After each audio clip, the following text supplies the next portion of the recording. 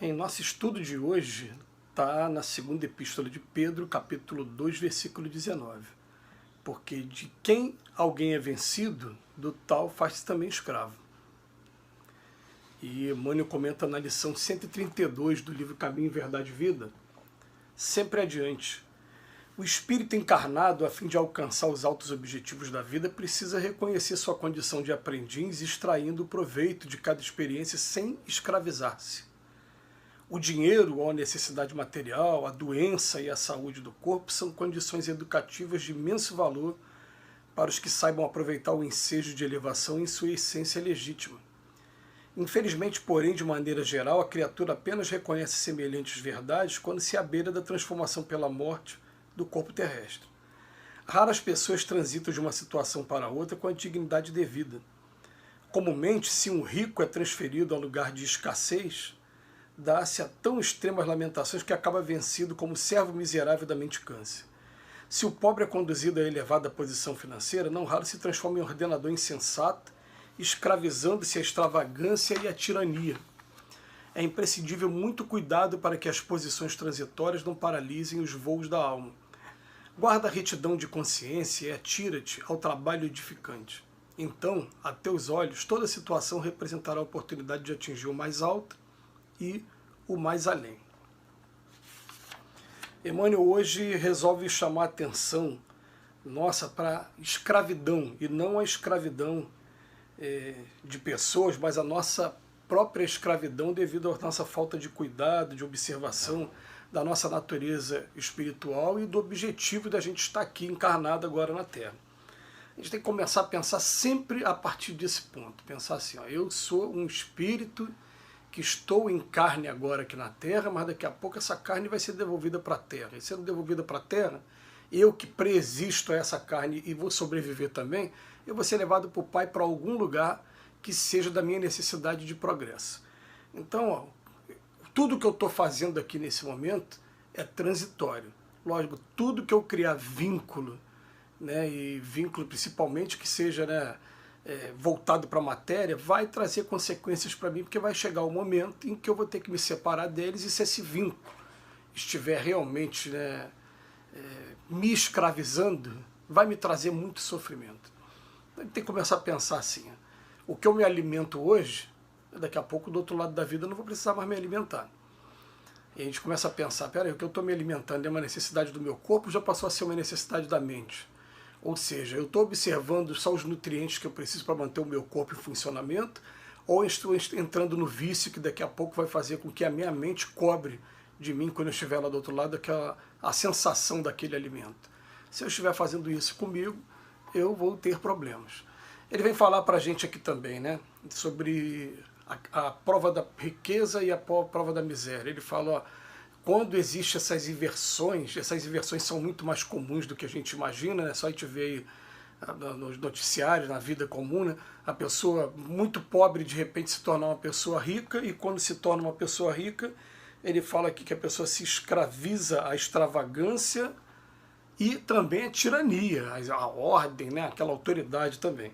E fala o contrário, fala que a pessoa, quando é rico e que de repente é transferido para a prova da miséria, ele acaba se fazendo vencido e se entregando à mendicância também. Quando na verdade a gente vai começar a pensar assim, tanto uma como outra são necessárias para o meu progresso, querendo ou não querendo eu vou passar tanto pela prova da miséria como pela prova da riqueza. Quando vai falar de escravidão, tem um episódio que marcou bastante aqui pra gente, que foi quando a gente assistiu a um filme, biografia de um excelente músico aí da década do século XX, que foi o Ray Charles, um músico negro, cego e norte-americano. E a gente já fala aqui, né, que músicos como ele, como Stevie Wonder, já trazem assim, uma imagem muito especial de terem nascido negros num país muito racista, né? Que vem aí na sua luta para diminuir o racismo e aumentar, né, esse reconhecimento, essa igualdade. Mas a gente sabe que a luta é grande lá. E eles, mesmo tendo nascido negros, cegos e pobres, eles conseguiram uma posição de destaque. Então fizeram um filme biográfico do Ray Charles, em que tem uma cena em que a mãe do Rei Charles fala para ele assim: meu filho, nunca se deixe escravizar por ninguém, porque você colocando a sua vontade em exercício, você pode chegar em qualquer lugar que você quiser, e dá aquele incentivo para ele, até para ele começar a se precaver quanto ao racismo que ele teria, esse racismo que às vezes desestimula, e que isso não acontecesse com ele. Realmente não aconteceu. Ele teve uma carreira muito bonita, né?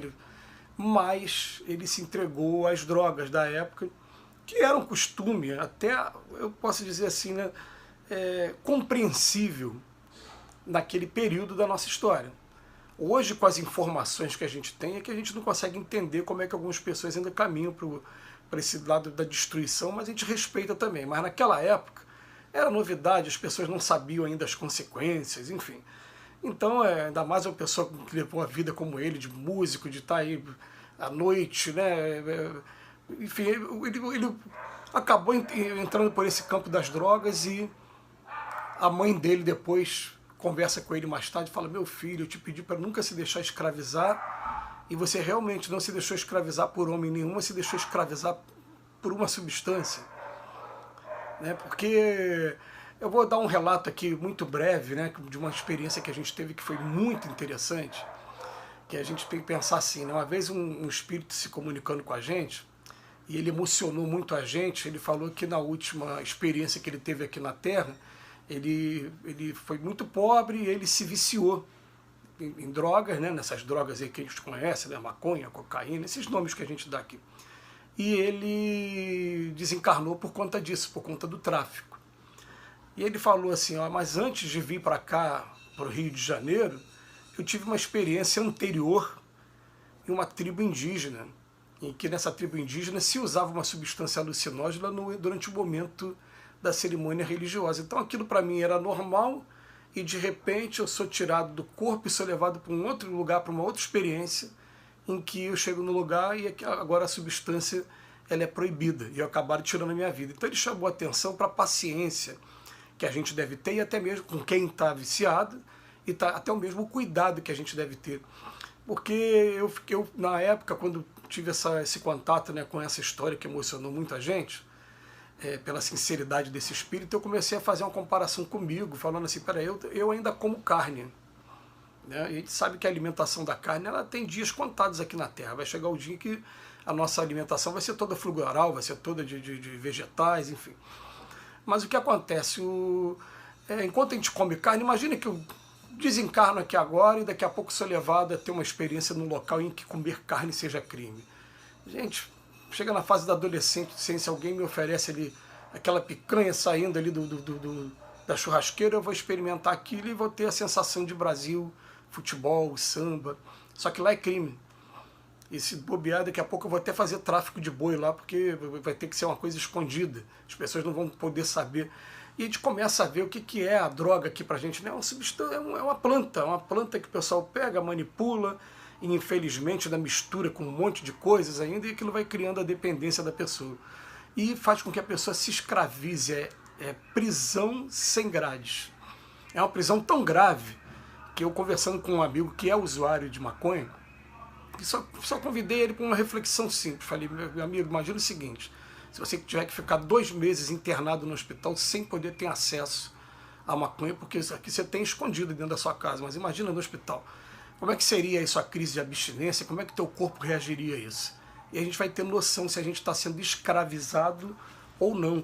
Então ele bota aqui pra gente, ó, qual é o versículo aqui de Pedro, da segunda epístola de Pedro? Quando alguém é vencido, se faz escravo. E o Emmanuel vem falar: a gente pode fazer escravo do dinheiro, de necessidade material, a doença ou a saúde do corpo, né, as drogas, ou então até mesmo essa coisa de a posição social, né, estar rico, a autoridade, ou estar na função de pobre. E ele termina aqui para a gente falando assim: é imprescindível muito cuidado para que as posições transitórias, isso é transitório, não paralise os voos da alma. Guarda a retidão de consciência e atira-te ao trabalho edificante. Então, a teus olhos, toda situação representará a oportunidade de atingir o mais alto e mais além. Então, eu vou pensar assim: eu entrando num trabalho voltado para o bem, eu posso até de repente me escravizar nele, mas eu vou sair daqui, vai ter trabalho do outro lado, vai ser sempre do lado de Jesus. Que Ele nos abençoe hoje e sempre.